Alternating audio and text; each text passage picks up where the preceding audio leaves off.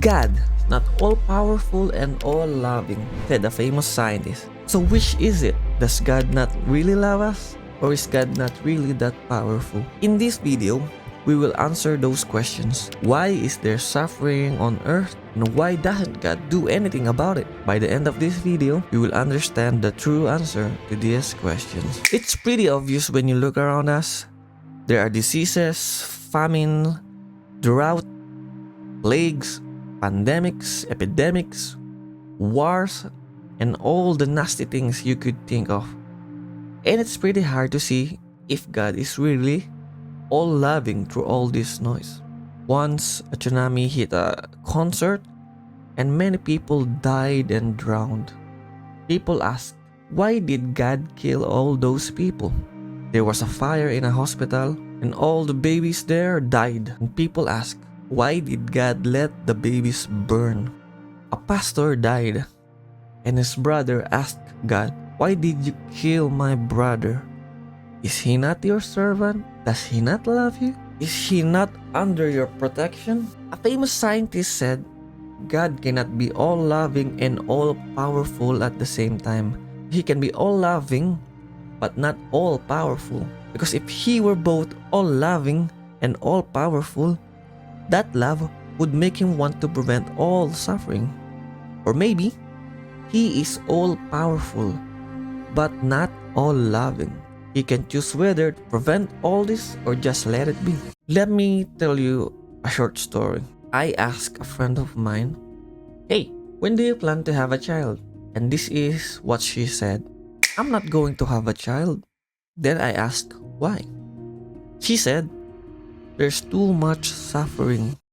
That statement stunned me. I couldn't say anything of value to her that could convince her to at least consider having a child. After the conversation, I went to bed and tried to fall asleep. But that conversation kept bothering me. It kept telling me that there's too much suffering in this world. Why would I want someone else to experience it? And suddenly, something clicked. We don't want to experience suffering, hardship, sadness, or loneliness. And we don't want other people to feel it either. But what she was actually saying was that she doesn't want her future child to experience happiness either. The joy, the fun, the experience of feeling loved, the warmth of a cup of coffee, finding the best sleeping position in bed, the satisfied cravings for your favorite food, the joy of watching your favorite movies. We always try to blame something when bad things happen to us.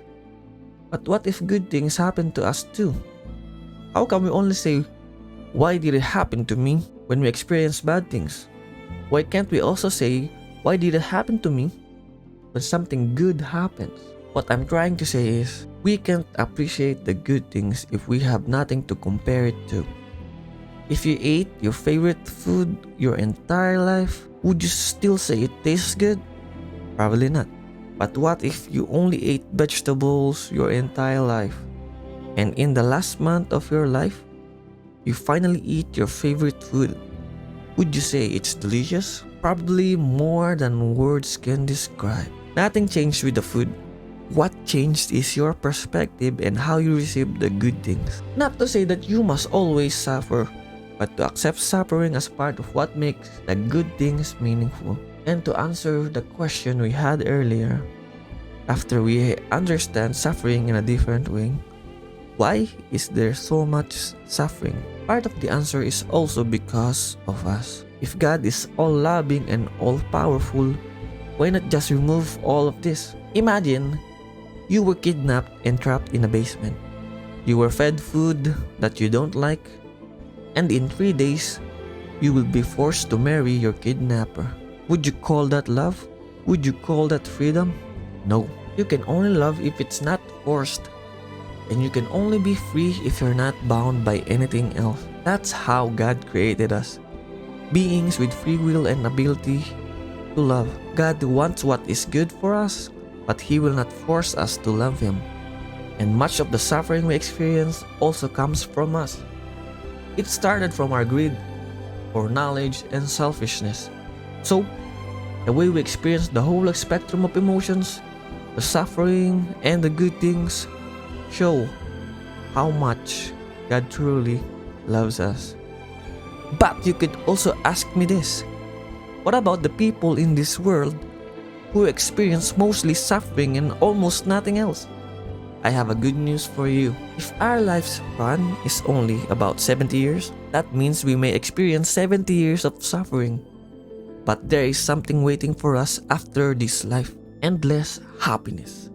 So, do not compare our 70 years to the eternity that is coming.